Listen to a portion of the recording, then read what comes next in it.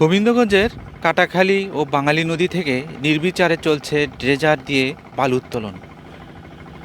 Dredger দিয়ে নদী থেকে অবৈধভাবে বালু উত্তোলনের ফলে ভূগর্ভস্থ বালু সরে গিয়ে দেখা দিয়েছে নদী পাড়ের ফ্লি জমি ভাঙন।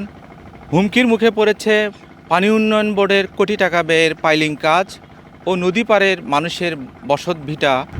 উপজেলার রাখালপুর ইউনিয়নের বিষপুকুর নতুন বাজার, মহিমাগঞ্জ ইউনিয়নের চরপাড়া ও বাঙালি নদীর বিভিন্ন স্থানে 20টি ড্রেজার দিয়ে চলছে অবৈধভাবে ভূগর্ভস্থ বালু উত্তোলন। স্থানীয় ক্ষতিগ্রস্ত এলাকাবাসী অভিযোগ করেও পাচ্ছেন না প্রতিকার। শালতে বালু তোলায় ওরা দ্বীপ হচ্ছে, এই জন্য ওই আশেপাশে জমি যেটা থাকে ওটা ভেঙে নেমে আসতেছে নিচে দেওয়া হচ্ছে। অভিযোগ দেয় কয়েকজন দিচ্ছে, অভিযোগ দিয়ে কাম হয়নি, ওরা ব্যবসা করতেছে।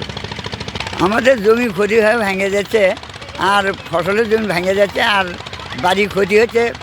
যেখানে যে পাইলিং করছে সেই পাইলিংও ভেঙে যাচ্ছে। এইসব তো মানা করলে তো শোনে না, অভিযোগ করলে তো কিছুই করে না। হ্যাঁ, তহসিলদাররা আসে, তারাও দেশে কোনো কাজ করে না, খালি দেখে যায়, খালি ওরা টাকাই খায়, যে কী বান করে। যারা চালাচ্ছে টাকা যায় নেই, থানা আসবে খানি দিবে চলে যায়। গুচ্ছিগ্রাম ওখান থেকে ভাঙে গেছে, ওই বালুগুলো তুলতেছে।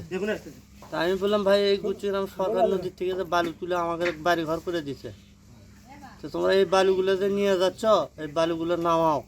তো করছে না, আমরা নামাবো না।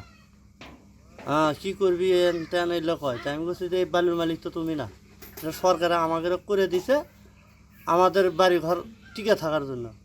তো এইভাবে গাড়ি ঘোড়াগুলোতে যারা নিয়ে যায় আসে, একটা বাচ্চা হুট করে সামনে পড়ে গেল, পড়ে যায় যে একটা সোল মরে যায়, তাহলে কী সমস্যাটা হবি।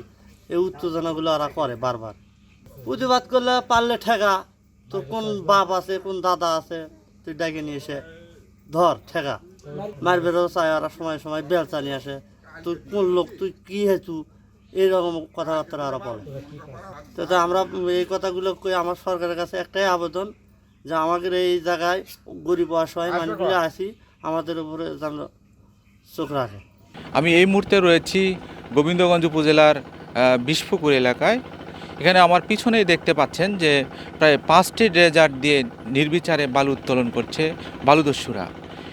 বালু উত্তোলনের ফলে ভূগর্ভস্থ বালু সরে গিয়ে ফসলি জমি নদীগর্ভে বিলীন হয়ে যাচ্ছে, পাশাপাশি বাড়িঘর এবং গুরুত্বপূর্ণ স্থাপনা হুমকির মুখে পড়েছে।